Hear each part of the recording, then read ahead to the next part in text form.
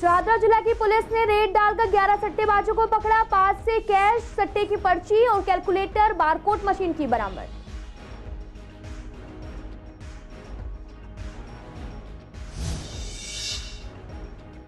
New Guru Angad नगर में Creta car से आए चोरों ने चुराई स्कूटी और गाड़ियां। चोरी की बढ़ती जा रही वारदातें, घर के सामने से चुरा ले गए स्कूटी। न्यू संजय अमर कॉलोनी में ताला ठीक करने के बहाने चोरी की वारदात। 6000 कैश सहित लाखों की ज्वेलरी पर किया हाथ साफ। घर का लॉक सही करने आया था।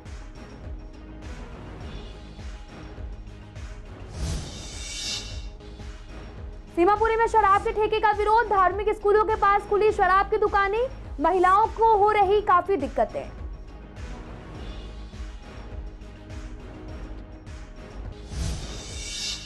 करकड़ुमा कोर्ट में हड़ताल जारी। वकीलों का कहना, हमारी सुरक्षा को लेकर जारी हो एडवोकेट प्रोटेक्शन एक्ट। जब तक हमारी मांगे पूरी नहीं होंगी तब तक करेंगे हड़ताल। नमस्कार, मैं आपके साथ अंकिता पाल। आप सभी का पूर्वी दिल्ली खास में एक बार फिर से स्वागत है। रुक करते हैं खबरों की तरफ। शाहदरा जिला की स्पेशल स्टाफ ने फर्श बाजार की एनएसए कॉलोनी में रेड मारी है। पुलिस को सट्टे को लेकर कई बार सूचना भी मिल चुकी है। पुलिस ने रेड डालकर 11 लोगों को गिरफ्तार किया है। 5 से कैश, सट्टे की पर्ची और एक कैलकुलेटर और एक इलेक्ट्रॉनिक बारकोड मशीन भी बरामद की है। पुलिस ने मामला दर्ज कर जांच भी शुरू कर दी है। इन आरोपियों से लगातार पूछताछ जारी है। शाहदरा डिस्ट्रिक्ट की स्पेशल स्टाफ ने एक ऐसे गिरोह का पर्दाफाश किया है जो इलाके में गैम्बलिंग खेला करते थे और लोगों को खिलाते भी थे। इसमें मुख्य आरोपी गब्बर है, जिसके ऊपर पहले भी कई मुकदमे दर्ज हैं। वहीं आपको बता दें कि 11 लोगों को पुलिस ने गिरफ्तार कर लिया और इनसे कैश, कैलकुलेटर और पेटीएम स्पीकर भी उनसे बरामद हुआ है। इन 11 आरोपी को पुलिस ने गिरफ्तार कर अब सलाखों के पीछे डाल दिया है और पुलिस आगे की इन्वेस्टिगेशन कर रही है। वीडियो जर्नलिस्ट रविकांत के साथ मोहित शर्मा, सीएसएन लाइव, दिल्ली। आए दिन स्कूटी और गाड़ियां चोरी होने की वारदातें सुनने को मिलती हैं। ताजा मामला न्यू गुरु अंगद नगर से सामने आया है। आपको बता दें कि जहां पर बीती रात को घर के सामने से ही स्कूटी चोरी हो गई। जी हां, आप ये सीसीटीवी फुटेज देख सकते हैं कैसे चोरों ने स्कूटी पर हाथ साफ कर दिया। इस पूरे मामले पर पीड़ित पवन मैनी का कहना है कि उनकी स्कूटी हमेशा ही घर के नीचे खड़ी रहती है, लेकिन बीती रात को उसे क्रेटा गाड़ी से आए युवकों ने उनकी स्कूटी चुरा ली और साथ ही युवक कैमरे में साफ तौर पर दिखाई दे रहे हैं किस तरह से स्कूटी को खिसका कर ले जा रहे। इस पूरे मामले पर पुलिस जांच कर रही है। कि मेरी स्कूटी कई दिनों से यहाँ खड़ी होती है नीचे मकान के, मगर रात को मेरा स्कूटी चोरी हो गई। कैमरा रिकॉर्डिंग जब चेक की गई तो क्रेटा गाड़ी पे चोर आए हैं। वो क्रेटा गाड़ी खड़ी करके वहाँ से लड़का उतरा है। मेरी गाड़ी का मतलब कैमरे की रेंज में थी, उस गाड़ी को पीछे खींचा गया। क्रेटा गाड़ी साइड पर खड़ी हुई और उसकी साइड पर खड़ी पे स्कूटी को खड़ा करके उसका लॉक वगैरह तोड़ा गया, सब औजार निकाले गए। उसके बाद 10 मिनट बाद स्कूटी को स्टार्ट करके वहीं से बैक करके क्रेटा गाड़ी के साथ साथ वो आदमी निकल गया। तो आज ये समझ नहीं आता कि ये चोरियाँ किस टाइप की, क्रेटा गाड़ी मतलब आलीशान गाड़ियों पे आके ऐसे स्कूटियों की चोरी हो रही है। इस पे क्या रोकथाम है? दिल्ली पुलिस से मेरी ये रिक्वेस्ट है कि इसको देखना चाहिए कि ये जो आलीशान गाड़ियाँ वो भी चोरी की तो नहीं है कई गाड़ियाँ। पूर्वी दिल्ली में चोरों के हौसले दिन प्रतिदिन बुलंद होते जा रहे हैं। दरअसल ताजा मामला न्यू संजय अमर कॉलोनी से सामने आया, जहां पर 2 तारीख के दिन ताला सही करने वाले युवक ने घर में चोरी की वारदात को अंजाम दिया। पीड़ित का कहना है कि उनका घर का ताला खराब हो गया था, जिसे ठीक कराने के लिए ताला सही करने वाले को बुलाया गया। उसने चाबी बनाने के बहाने से जबरन अलमारी का लॉक भी ठीक करवाने की बात कही और ताला ठीक करने के बहाने से अलमारी से 6000 रुपए कैश और लाखों की ज्वेलरी पर हाथ साफ कर दिया है। चाबी खो गई थी पहले, काफ़ी कई दिन के हो गए। उसको बनाने के लिए मैं बुलाया था उसको, तो बनाया, चाबी बना दिया, ताले में लगा दिया। उसके बाद मैं वो हैंडल में, मैं कहा यार ये हैंडल टूटा हुआ है। वो कहता है हैंडल में है तुम्हारे मेरे पास, ये ले बना लगवा देता हूँ। तो मैं कहा चल लगा दे हैंडल, बस इतनी बात थी। उसके बाद में क्या गुमराह किया मुझे पता नहीं लग रहा था क्या कर रहा है क्या नहीं कर रहा है। तो हैंडल किस में लगाना था? अलमारी, नीचे वाली अलमारी, नीचे अलमारी।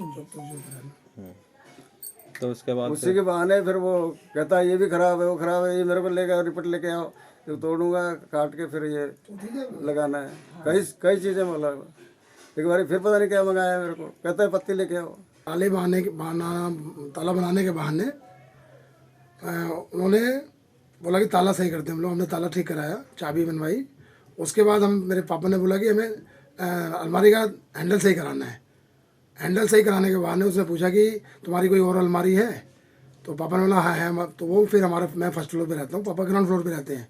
तो फर्स्ट फ्लोर पे आया और उसने आकर ताला चेक करा। उसने हैंडल उसने तोड़ दिया था उसका अलमारी का, और उसमें चाबी उसकी कह रहा कि चाबी इसकी ख़राब हो गई। उसने चाबी भी ख़राब कर दी जिसमें चाबी लगती है, चाबी चुरा के लेके चला, और चाबी भी चुरा के लेके चला गया वो। और बोल के गया कि मैं इसके पैसे मैं दे दूंगा या मैं हैंडल नया लगा दूंगा, और कल आके मैं अपने भाई के साथ इसको हैंडल को मैं सही कर दूंगा। और इसके बाद वो चला गया। 1:30 बजे करीब आया, मैं घर पे नहीं था, और मेरी मदर थी, फादर थे, और मेरी मिसेज भी नहीं थी, और बच्चे दोनों थे। और उन दोनों के साथ सामने अलमारी का ताला ठीक करने के बहाने उसने अलमारी के लॉकर का जो अंदर का लॉकर जो होता है उसमें चाबी लगाकर चाबी ठीक करने के बहाने कैश ले गया। 6,000 रुपये कैश थे और 1.5-2 लाख रुपए की ज्वेलरी ले गया। अपने कान के, नाक के, मंटी के, जितने मेरे शादी की ज्वेलरी थी, मेरे पति को जो मैके से मिला था वो सारा लेके चले गए। मेरे बेटे का खाली एक मेरे पापा दिए थे सोने की लॉकेट, वही पड़ी रह गई। वो भी गिर गए थे, वो तो इसमें अटकी पड़ी थी। मम्मी एकदम सामने यहाँ बैठी हुई थी, एकदम उनके जस्ट सामने। अब मम्मी को बातों में फंसा रखा था एक बंदा ने। सीमापुरी के सी ब्लॉक में 2022 में एक ठेका खोला गया था, जिसका विरोध लगातार जारी है। इलाके के लोग प्रदर्शन कर रहे, इसका क्षेत्र के लोग भी विरोध कर रहे हैं। इन शराब की दुकानों के कारण छात्राओं और धार्मिक स्थल पर आने वाली महिलाओं को शराबियों की हरकतों के कारण परेशान होना पड़ रहा। वहीं हमारे संवाददाता ने लोगों से बात की। लोगों ने कहा कि यहाँ पर झुग्गी बस्ती में लोग रहते हैं, यहाँ लोग हर वक्त शराब पीते रहते और कमाई का सारा पैसा नशे में उड़ा देते हैं। साथ ही घरेलू हिंसा के मामले बढ़ते जा रहे हैं। इसलिए हमारी मांग है कि इस ठेके को जल्द से जल्द बंद कर देना चाहिए। हमारे छोटे छोटे बच्चे हैं, हमारे बड़े बच्चों पर भी असर पड़ेगा, छोटों पर पड़ेगा। हम कहाँ जाएंगे यहाँ से? ये बताओ, हम झुग्गी वाले हैं, क्या हमारी इतनी कोई औकात कुछ है ही नहीं? क्या हम ऐसे बिल्कुल जीते ही नहीं? हमें जीने का हक ही नहीं है, तो हमें ऐसा क्यों कर रहे हैं हमारे साथ? यो पहले बंद करा दिया था, फिर खोल दिया इन्होंने। 4-5 तारीख से ऐसा ही कर रहे हैं हमारे साथ। अनियाती पीक है, ऐसा लौट जावे। 2022 में दिसंबर में खुला था पहले, फिर हम लोगों के काफ़ी एफर्ट्स के बाद ये फिर बंद हो गया था। इसमें 2 महीने के बाद ही सील लग गई थी, फिर वो 6 महीने तक इसको बंद रखा। उसके बाद इन्होंने फिर दोबारा से खोल दिया और फिर शराब का ही ठेका खोल दिया। अब हम सब लोग इतने परेशान हैं। हम लोग कल डिप्टी कमिश्नर साहब से भी मिल के आए थे और एमएलए साहब से भी मिल के आए थे। उन्होंने हमें आश्वासन दिया था कि हम इसको फिर से सील करेंगे। अब हम यही सबसे गुजारिश करते हैं, सरकार से ये गुजारिश करते हैं कि ये मिक्स लैंड रोड है, ये कमर्शियल एरिया नहीं है, कमर्शियल रोड नहीं है। और मिक्स लैंड रोड पे क्लियर कट गाइडलाइंस हैं कि कोई भी पब नहीं होना चाहिए, कोई शराब का ठेका नहीं होना चाहिए। उसके बावजूद ये खुल गया। नहीं, यहाँ तो बहुत दिक्कत होती है। छोटे मोटे फंक्शन भी नहीं होते, बच्चों की शादी ब्याह होने के लिए भी इतनी दिक्कत हो जाएगी ना आने वाले समय पे कि हमारे मासूम बच्चों पर इतना असर पड़ेगा। ये लोग नहीं चाहते कि हमारे बच्चे छोटे मतलब पढ़कर आगे बढ़े। झुग्गी के बच्चे झुग्गी में रह के मर जाएं। अभी तो उनके बाप पीते थे, अब बच्चे भी पीना शुरू कर दें, यही चाहते हैं ये लोग। ये ठेका जो पहले बंद कराया था, किसी वजह से बंद कराया कि यहाँ पे लोग पीने वाले हैं, और कहते नहीं कि कोई चीज़ पास में हो तो ज़्यादा खाई जाती, ज़्यादा पी जाती है, और जब ठेका पास में तो और ज़्यादा पिया जाएगा। अभी 4 रुपये 100 रुपये कमा रहे, 10 रुपये 20 रुपये घर में दे रहे, वो भी नहीं दे पाएंगे, तो बच्चों का क्या होगा? बच्चों का भविष्य क्या होगा? पूर्वी दिल्ली के कड़कड़ुमा कोर्ट में 3 तारीख से 6 तारीख के लिए बंद कर दिया गया है। आपको बता दें कि दिल्ली के द्वारका में दिन दहाड़े वकील वीरेंद्र कुमार की बदमाशों ने हत्या कर दी। वकील इस हत्या का विरोध कर रहे थे। आपको बता दें कि वकील इस हत्या का विरोध कर रहे हैं। वकीलों का कहना है कि हमारी सुरक्षा को लेकर एडवोकेट प्रोटेक्शन एक्ट को लागू किया जाए। इस घटना के बाद वकीलों में काफी रोष है। साथ ही आपको बता दें कि वकीलों का कहना है कि जब तक हमारी मांगे को पूरा नहीं किया जाएगा तब तक हम काम नहीं करेंगे। वकील ही सेफ नहीं रहेंगे तो फिर आम जनता को न्याय कैसे मिलेगा? तो इसीलिए हम सारे वकील एकता के साथ दिखाते हुए एडवोकेट्स प्रोटेक्शन एक्ट की मांग करते हैं, जिसके लिए हम ये स्ट्राइक कर रहे हैं। ये स्ट्राइक कब तक रहेगी? ये स्ट्राइक 5 और 6 तारीख के लिए है। 2 मांगे यही हैं। पहली ये कि एडवोकेट वीरेंद्र कुमार हत्यारों को सजा दिलवाई जाए, उन्हें फांसी पे चढ़ाया जाए, और दूसरी कि एडवोकेट प्रोटेक्शन एक्ट को लागू किया जाए। यदि ये दोनों मांगे पूरी नहीं होती हैं सरकार से, तब तक ये हड़ताल जारी रहेगी और इसका खामियाजा सबको भुगतना पड़ेगा। हर वकील जो क्रिमिनल्स के अगेंस्ट खड़ा है, जो इंसाफ की फेवर में खड़ा है, उसको कोई प्रोटेक्शन नहीं दिया जा रहा है। तो अपने लिए प्रोटेस्ट तो हम खुद ही करेंगे ना, और कोई तो करेगा नहीं। सभी डिस्ट्रिक्ट कोर्ट्स जो दिल्ली में है वहाँ पर लगातार स्ट्राइक कंटिन्यू करी गई है। आज क्योंकि गवर्नमेंट हॉलीडेज थी तो आज तो छुट्टी है, कल यानी कि 5 तारीख और 6 तारीख को भी स्ट्राइक को कंटिन्यू करा गया है। और जो मांग है वो एक ही है कि एडवोकेट प्रोटेक्शन एक्ट जो अभी रिसेंट में राजस्थान में भी पास हुआ है, ऐसे ही दिल्ली में भी पास करा जाए। कोरोना से पहले सीनियर सिटीजन को ट्रेन में बुकिंग के दौरान 40% की छूट दी जाती थी, लेकिन कोरोना के बाद में भारत सरकार ने इस छूट को देना बंद कर दिया है। दिल्ली के सीएम अरविंद केजरीवाल इस छूट को लेकर फिर से शुरू करने के लिए भारत सरकार को बोला है और सीसीएन के रिपोर्टर मोहित शर्मा ने भी इस विषय पर पूर्वी दिल्ली के सीनियर सिटीजन से बात की तो उनका कहना है कि सरकार जल्द से जल्द रिजर्वेशन में छूट देना चालू करे। छूट न मिलने से हम बुजुर्गों को भी काफी परेशानियों का सामना करना पड़ रहा। हाँ जी, बिल्कुल की जानी चाहिए। क्योंकि बंद कर दी उन्होंने ये क्या कोविड के अंदर, उसके बाद शुरू नहीं करी। ये तो होना चाहिए। पहले बुजुर्गों को मिलती थी 40%, वो देना चाहिए इनको। अब तो कहते जी ये सिस्टम खत्म कर दिया है, क्योंकि अब नानी की रेल हो गई है। कम से कम 40% तो देनी चाहिए भाई, जो जायज़ है। हम ज़्यादा की डिमांड नहीं करते, 40% तो दो। और ये बंद करके बहुत गलत किया है। आने वाले टाइम में हो सकता है इसमें जो जनरल इलेक्शन होने हैं उसमें नुकसान हो सकता है पार्टी, क्योंकि बहुत लोग सीनियर सिटीजन हैं। तो इसलिए मैं तो भारत सरकार से मांग करूंगा, अरविंद केजरीवाल ने जो लेटर लिखा है उस पर गौर करें। और हमारी भी यही मांग है कि उसको दोबारा से आरक्षण को लागू किया जाए। आप लोगों को भी मिलना चाहिए? बिल्कुल मिलना चाहिए। हम जब सीनियर सिटीजन हैं तो हमें मिलना चाहिए। न मिलने का कारण क्या है? जब जो भी एमपी या एमएलए या निगम पार्षद सबको सारी छूट मिलती है, डिपार्टमेंट देता है सारी चीज़ें, क्या एक सीनियर सिटीजन को नहीं मिलनी चाहिए? रेल मंत्रालय ने 40% जो बुजुर्गों को मिला करता था, जो सुविधा मिली करती थी जी, उसको उन्होंने काट दिया है। मेरी उनसे गुजारिश है कि इसको पुनः चालू किया जाए। और रेल मंत्रालय से मेरे पीड़ित जो लोग हैं हमारे साथ, लाखों की संख्या में बुजुर्ग हैं, मैं निवेदन करता हूँ रेल मंत्रालय से कि उसे किसी भी प्रकार चालू किया जाए। रोहतास नगर से बीजेपी विधायक जितेंद्र महाजन ने एक मेडिकल स्टोर के लिए इंजेक्शन से पिता की मौत होने का आरोप लगाते हुए करीब 1 साल पहले ज्योति नगर थाने में शिकायत दी थी, जिस पर पुलिस ने मामला दर्ज कर लिया है। हालांकि विधायक ने इस पर बोलने से इनकार भी किया है। वहीं गोयल मेडिकोज की दुकान पर भी सील कर दिया गया है। पिछले 5 दिन तक दुकान बंद रहेगी। साथ ही आपको बता दें कि दुकान के बाहर ये लिखा हुआ है कि दुकान का मालिक अभी बाहर गया हुआ है, जिस वजह से दुकान कुछ दिन के लिए बंद है, जैसा कि आप तस्वीरों में देख सकते हैं। दिल्ली सरकार दावा करती है कि सफाई कर्मचारी सभी उपकरण के साथ में साफ सफाई करते हैं, लेकिन असल में कुछ और ही है, क्योंकि कई जगहों पर अभी भी लोग खुद ही नालों में उतरकर सफाई करते नजर आते हैं। पूछे जाने पर एक कर्मचारी बताते हैं कि कई बार सुना है हमने कि जोखिम है, लोगों की जानें गई हैं, लेकिन किसी के साथ ऐसा कुछ हादसा अभी तक नहीं हुआ है। हमें कोई भी दिक्कत नहीं है। इस पूरे मसले पर हमने लोगों से भी बात की। उनका कहना है कि यहाँ से निकलने में काफी गंद आती है। ये लोग इन नालों में उतरकर सफाई करते हैं, इन्हें काफी परेशानी भी होती है। नाले में उतरकर सफाई कार्य करने वाले कर्मचारियों को ऑक्सीजन मास्क, गम बूट्स और वाटरप्रूफ दस्ताने और वाटरप्रूफ वर्दी को उपलब्ध नहीं कराया गया है। हम नाले का सफाई कर रहे हैं। अच्छा, हाँ जी। आप लोग मैनुअली खुद ही जाके करते हैं या फिर मशीन? नहीं, मशीन आती है उस मैनुअली में। हमारे लिए इसमें कोई खतरा नहीं है। ये तो नाले का काम है, छोटी छोटी इतना पानी आता है। नहीं, कोई जाने का इसमें नहीं है। हमारे को कोई इसमें कोई खतरा नहीं है। सांस खोलने के लिए हम 4-5 ढक्कन खोल देते हैं आपस में, तो उससे जो कुछ गंद निकल जाए उसके बाद में घुसते हैं हम। कोई खतरा नहीं इसमें। हमारे के लिए PW से दवाई वगैरह सब कुछ आते है हमारे लिए। अच्छा, हाँ जी। मतलब दिक्कतें हो जाती है इससे? नहीं, दिक्कत नहीं होती। कोई कहता है कि दिक्कत पड़ती है तो दवाई गोली दे देते हैं वो लोग। कुछ दिक्कत नहीं हमारे को कुछ। हम ढक्कन खोल के थोड़ी देर रोक देते हैं, 10-15 मिनट तक, ताकि गैस जो है नाले की वो निकल जाए। जब हम अंदर चेक करके डंडे से जब उतारते हैं कहीं अंदर नीचे टूटा तो नहीं, कांच वाँच तो नहीं है, इसलिए हम घूमना होता है ना। जैसे थोड़ा इधर से निकाल दिया, थोड़ा उधर से निकाल दिया, इधर से जब दिक्कत होती है। हमने यूज किए थे एक बार, तो लड़कों पर काम हुआ नहीं है ऐसे, पर सुना है। मगर हमारी साइड पर अब तक ऐसे नहीं है। हम ऐसे खतरे वाला रिस्क लेते नहीं। जो ज़्यादा गहरा नाला होगा उसमें मशीन लगा देते हैं, मशीन से सफाई होती है। और जहाँ तक इंसान से हो सकती है हम वही काम पकड़ते हैं बस जी। अब अगर मशीनें वगैरह लगाएंगे तो फिर हम लोग कहाँ जाएंगे? हमारे भी तो रोजी रोटी बस यही है, इससे चल रही है हमारी। जैसे कितना पैसा मिल जाता होगा आपको इस तरीके से काम करने में? 9,000 रुपये मिलते हैं हमारे को एक बार के तनख्वाह, मतलब हमारी 9,000। अच्छा। हाँ जी। नहीं, अब वो तो कम तो खैर है ही है, पर यह है कि करना पड़ रहा है मजबूरी में, जैसे भी अब जब स्मेल नहीं आती आप लोगों को? बिल्कुल आती है, थोड़ी बहुत तो आती है ही, मगर यह आदत पड़ गई है अब तो।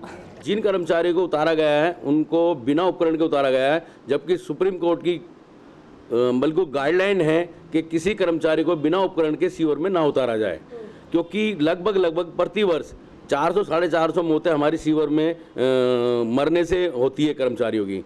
अभी जैसे आपने कर्मचारियों की इंटरव्यू लिया है, कर्मचारी मजबूर है क्योंकि रोजगार है नहीं, वो अपनी 2 रोटी के लिए, 2 पैसे कमाने के लिए वो कुछ भी कहेगा कि हम तो ऐसे काम करेंगे। तो ये कानूनन गलत है और इस ठेकेदार के खिलाफ FIR दर्ज भी होने चाहिए, मुकदमा भी दर्ज होना चाहिए। पूर्वी दिल्ली में महावीर जयंती का पर्व बहुत ही हर्षोल्लास के साथ मनाया गया, जिसे देखते हुए जगह जगह भंडारे का आयोजन किया गया। जैन धर्म हमेशा अहिंसा के रास्ते पर चलता है। आपको बता दें कि भंडारे में आकर लोगों ने भरपेट भोजन भी किया। भारी संख्या में लोग भंडारे में भी आए। आयोजक का कहना है कि हम लोग समय समय पर इस तरह के भंडारे का आयोजन करते रहते हैं। हमारा उद्देश्य है कि कोई भी भूखा न रहे। पूरे देश में आज का दिन तो स्पेशल है। वैसे भगवान महावीर का जन्म जिस दिन मना लो उसी दिन वो पवित्र दिन है, वही पवित्र दिन है।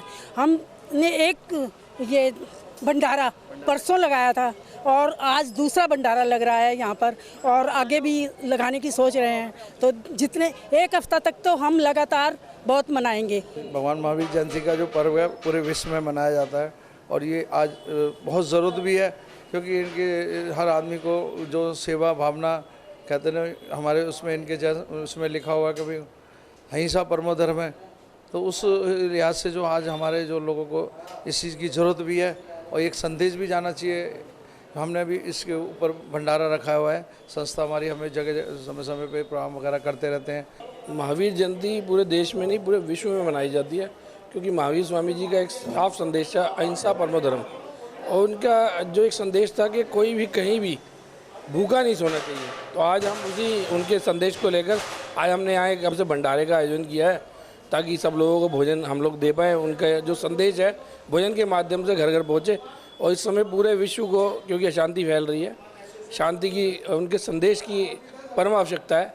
और हम भगवान महावीर से प्रार्थना करेंगे और सभी से मेरा आग्रह रहेगा कि उनके संदेश का पालन करें। खुशी के साथ में, बड़े उत्साह के साथ में इसमें सम्मिलित हैं। और यहाँ पर भंडारे का आप देख ही रहे हैं आयोजन किया गया है, और सभी भाइयों को यहाँ पे प्रार्थना है कि ज़्यादा से ज़्यादा इसमें भंडारे में शामिल हों और हमें गौतम प्रसादी ग्रहण करें, और भगवान महावीर को जो है आज के पावन दिन इस जन्मोत्सव पर जो है उनको जो है अपना याद करें। भगवान महावीर स्वामी का जन्म कल्याणक महोत्सव है और आज ही हमारे आराध्य गुरुदेव संघ शास्त्रा पूज्य गुरुदेव श्री स्वसन लाल जी महाराज का 1923 में उनका जन्म हुआ था, और आज 2023 में उनके जन्म शताब्दी वर्ष की पूर्ण आहुति है। और उसके पावन अवसर पर ऋषभ सिंह के माध्यम से हमने ये भंडारे का आयोजन किया है। कई पार्कों की हालत बेहद खराब है, चाहे वो निगम के पार्क हो या फिर DDA के पार्क हो। ऐसा ही एक पार्क है कांति नगर में, जो पार्क केवल नाम मात्र का ही पार्क है। यहाँ पार्क जो है जैसा दिखने में लग रहा है वैसा ही है। आपको बता दें कि यहाँ पर लोगों ने अवैध रूप से अपनी गाड़ियाँ खड़ी कर रखी हैं। अन्य कामों के लिए भी पार्क का गलत इस्तेमाल किया जा रहा। जब हमारे संवाददाता सोने शर्मा ने विधायक अनिल वाजपेयी से बात की, उन्होंने बताया कि ये MCD का पार्क था और जिस पर अवैध रूप से गाड़ियाँ खड़ी हैं, और इसके एवज में उनसे एक मोटी रकम भी वसूल की गई है। और जब विजिट गया तो वहाँ के जो आसपास के जो रेजिडेंट के लोग हैं उन्होंने कहा कि ये अवैध रूप से पार्किंग चल रही है, और इस पार्किंग पे 3000 से 6000 रुपये तक वहाँ का जो ठेकेदार है, जो केयर टेकर है, वो वहाँ पर लेता है वो। और जब मैंने वहाँ विजिट किया तो उन्होंने कहा कि इसमें निगम पार्षदों की गाड़ी खड़ी होती है और बड़े बड़े नेताओं की गाड़ी खड़ी होती है।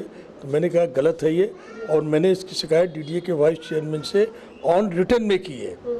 और उसके बाद DDA के वाइस चेयरमैन ने कहा, हमने कहा या तो जिस आदमी को ये कॉन्ट्रैक्ट आप दीजिए, मान लो कोई स्विमिंग पूल आपके यहाँ है और आप किसी को स्विमिंग पूल का लाइसेंस दे रहे हैं तो विद पार्किंग लाइसेंस दे दीजिए, तो ये प्रॉब्लम खत्म हो जाएगी।